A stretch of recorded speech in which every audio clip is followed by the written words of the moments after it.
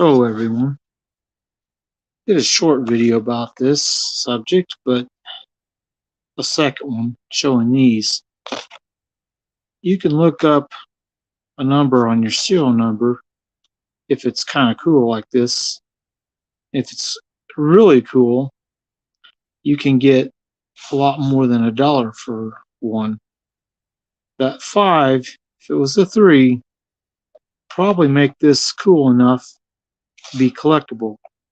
If you have a bill like this, you want to look it up, you just go on Google and search, is my serial number cool?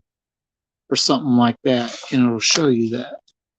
Yeah, that 5 had been a 3. This dollar probably would have been collectible. It's just something to spend now. Now this one,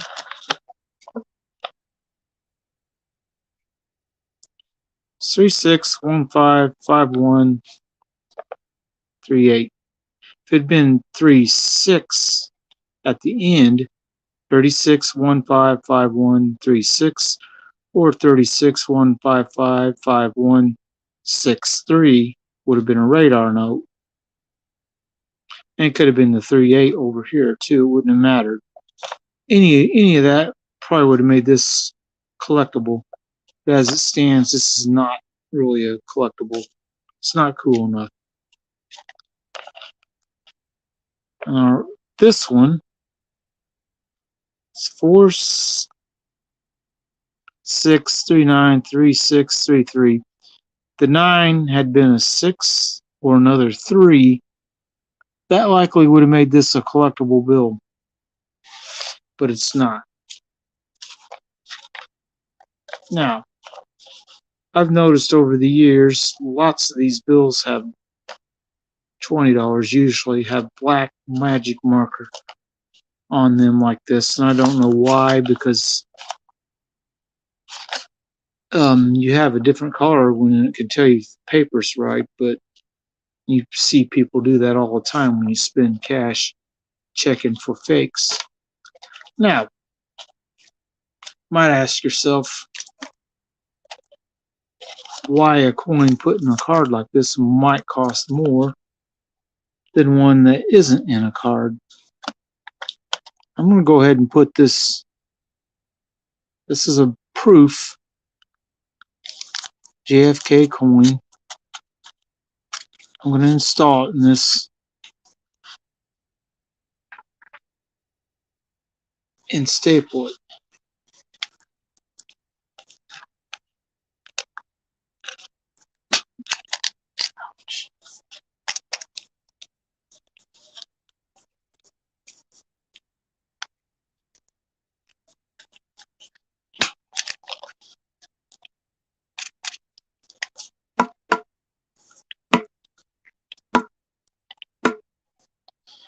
Get it centered. Takes a little effort sometimes. Now the coin has slipped off the being straight up and down.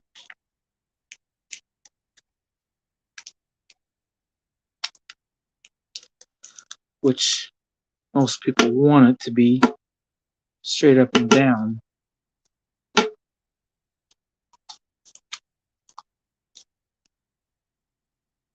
All right, I think I got it now. All right. Now, I got this particular coin. Still ain't quite centered. There we go. I got this from the bank. It's 2005 S proof half dollar. Not really worth a whole lot. And then you flatten your staples.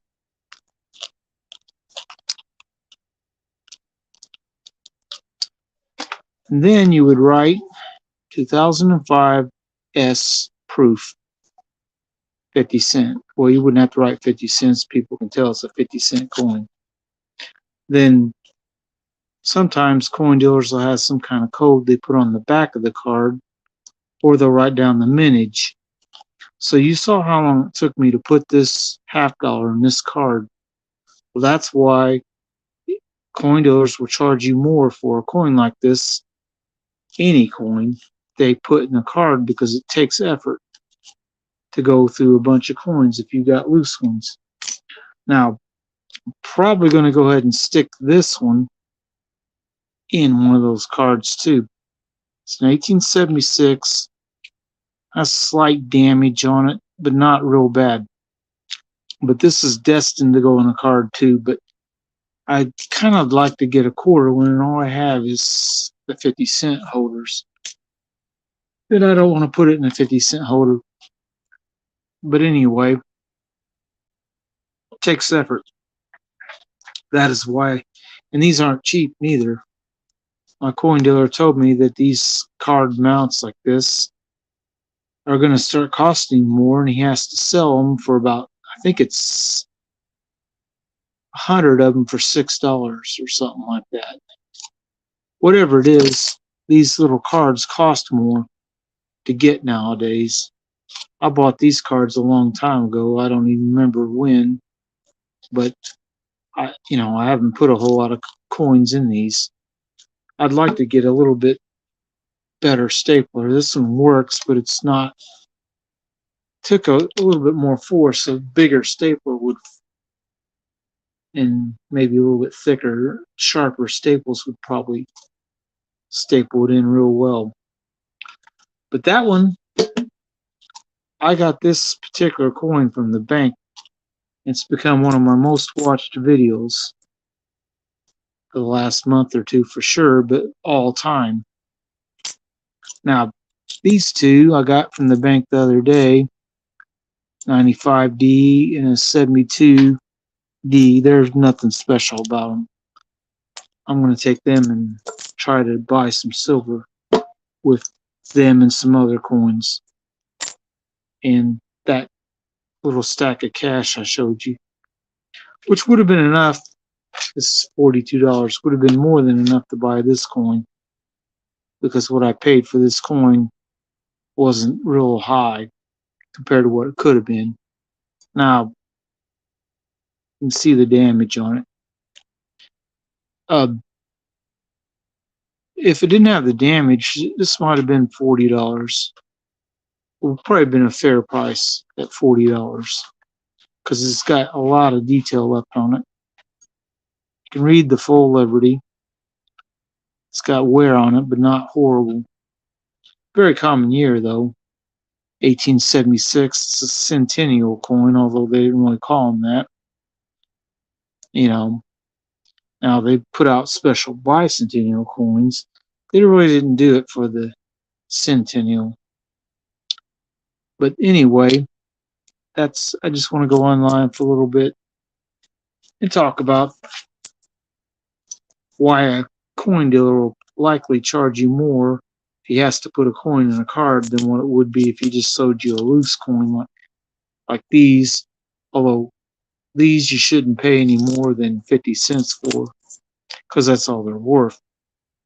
They're worth their face value because they're not silver. If you get one that's 40% silver or older that's 90% silver, that's different. And this is just a copper nickel proof, so it's really not, and it's beat up a little bit, so it's not worth a lot. It's scratched and fingerprinted and everything else.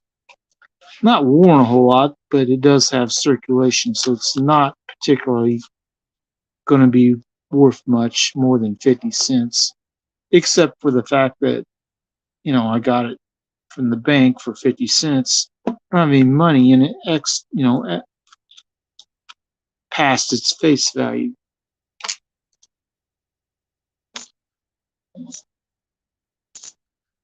But anyway, that's what I wanted to do tonight. This $42 is earmarked to try to get me some silver. I'm hoping my coin dealer will have some older coins, more of these, for a cap bust. Cap bust quarter would be nice because I have a dime and a $half, but I don't have a quarter. And that would be nice to get one of them. Yeah, I've got a good sized stack of 50-cent piece ones. How's it going, Bob? It's good to see you. But I was just talking about how some paper money, if the serial number is cool enough, it can become collectible. This is just off of being a radar type note. If this had been 6-3, or this had been 3-8, and then 8-3 at the end, that would have been a radar note. And this one, if that 5 had been a 3, it would have 8-3, 8-3, 8-3, 8, which would have made it collectible. And this one, if the 9 had been a 3 or a 6, probably would have made it good, cool enough to be collectible. But otherwise, all this stuff is just spending money because it's not cool enough. And then I notice a lot of 20s have these black magic markers on them. I don't know why they do it, because I don't think that really tells you it's a real bill. I know they have the... Yeah. Well, I'd buy the dime size if I wanted to card up a bunch of dimes, just because it'll hold them in better. If you use a quarter one for dimes, then there's a little space. Or worse yet, if you put a dime in a $50 one, it slides all over the place. I have some that are in those kind of cards. Maybe not handy, but they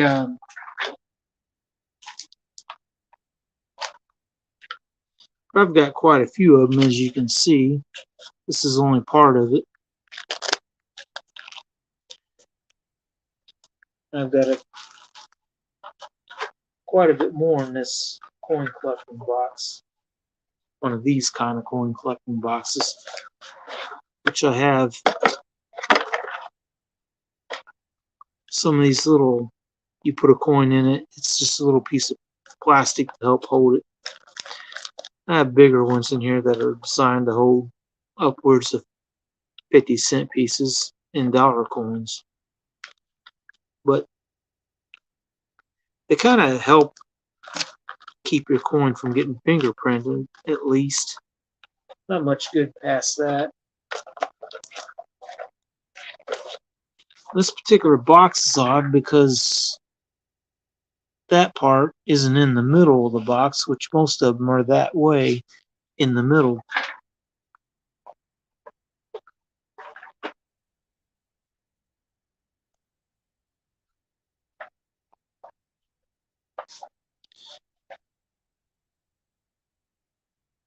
That slot's in the middle.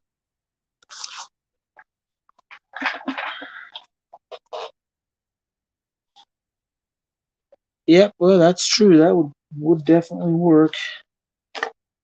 All right. I don't even know what's in this box. Which one of these it is? Oh, it's the one with a lot of seeded coins. Oh, well, while we're at it, let's see if this particular seeded quarter's in my best condition or not. Whoa.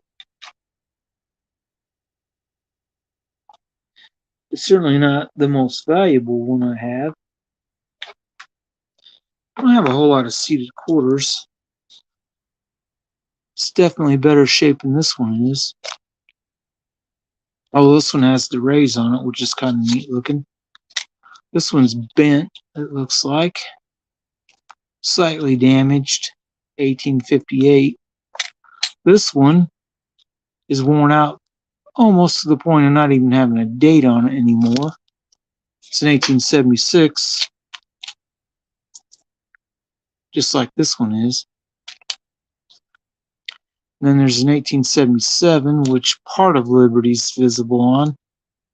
But this particular one,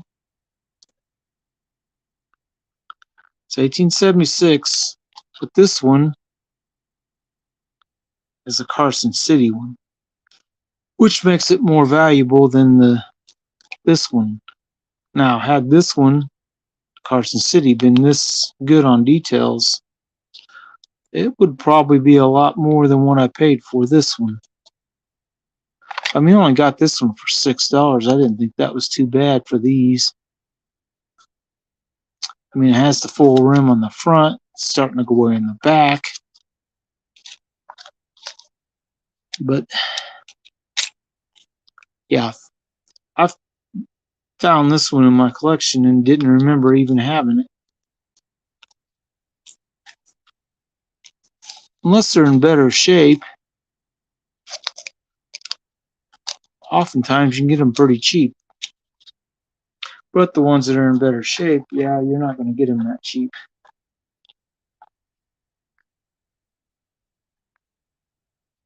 We'll work these back into the box.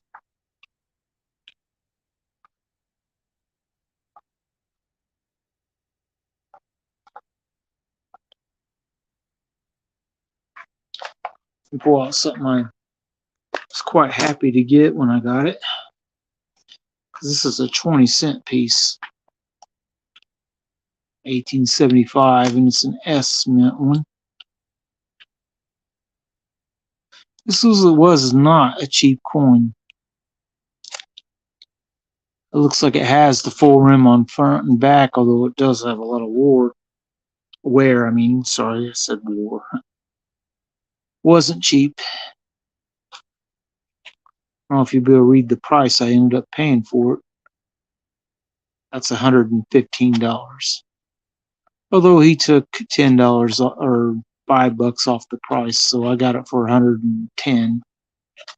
20-cent pieces. This is the most common year, the few years they made them.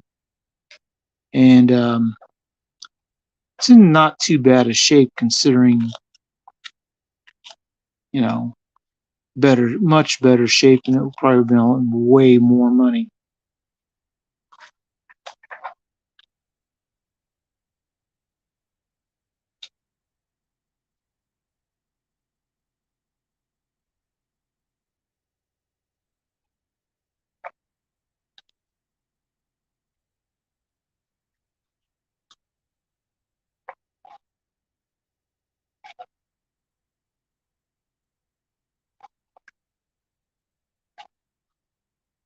So what do I hope to get tomorrow? I'd like to get another seated $50 like this one. Maybe a little bit better shape.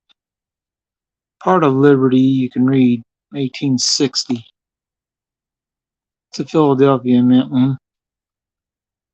But it does have pretty good detail left on it.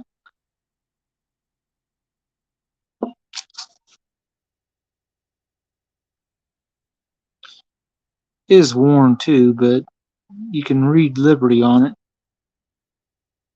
It's a little weak in the middle. The B, E, and R are a bit weak, so, but it's a pretty nice coin otherwise. These, probably stayed in circulation a long time after this.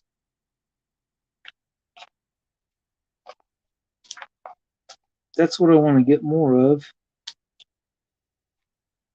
Some more seated $50 or quarters or dimes. I don't have that many quarters, but I do have quite a few dimes. I'm starting to get quite a few of the $50 too. Or maybe not quite a few, but more than a couple.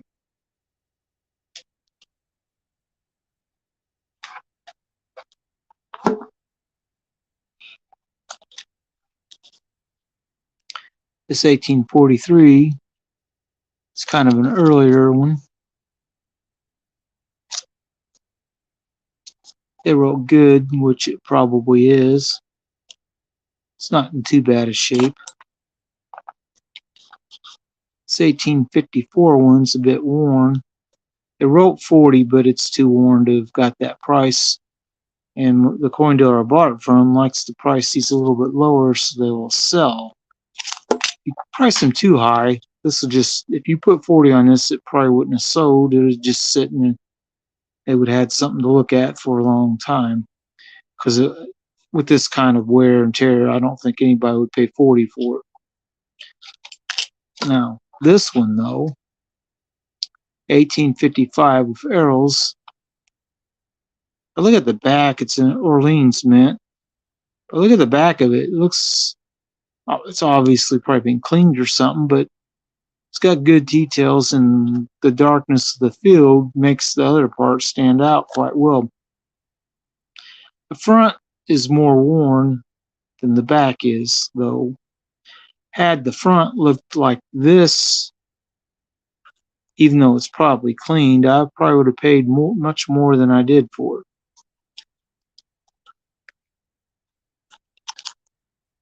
And then this is the one I just put up earlier. Now the last one in the box here, it's 1873 with arrows, is on the verge of being gone in terms of shape. It's not even good. It's maybe AG3.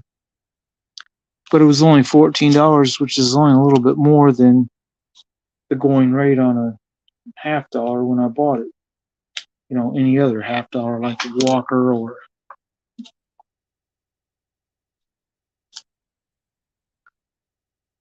a Franklin.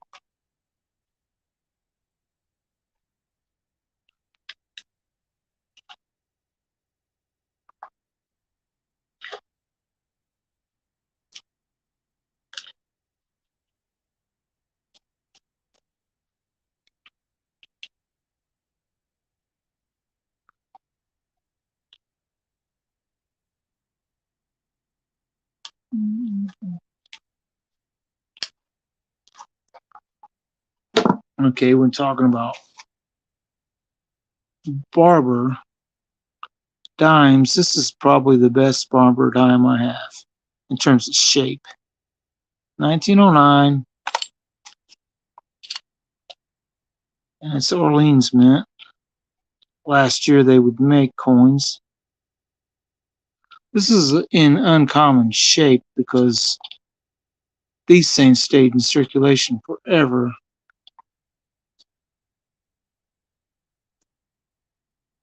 You can read all of Liberty on it.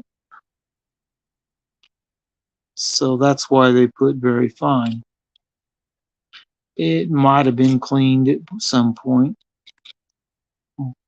And I do believe this is either a penny holder, probably is a penny holder, like you were saying. Yeah, I'd say it's probably a penny holder. That's my best looking Barber dime. I'm pretty certain of it. Wouldn't mind getting a better looking Barber dime than that, though. I don't know how realistic it is, because I know once they get better, the price goes way up. I don't know if I'd say this is unfair price for this one. Paid $9.50, 1910.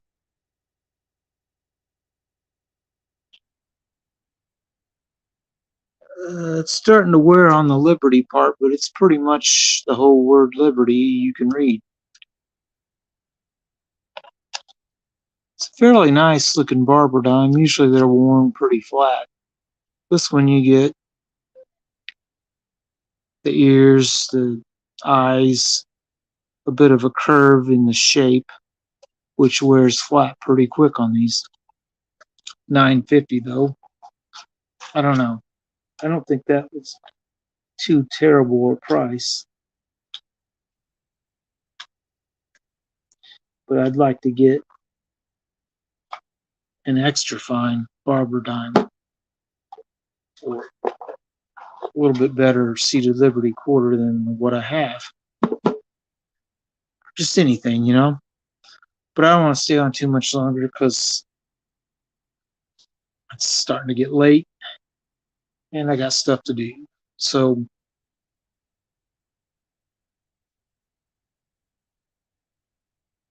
thanks for stopping by, Bob. And hope everyone has a good night. We'll see you next time.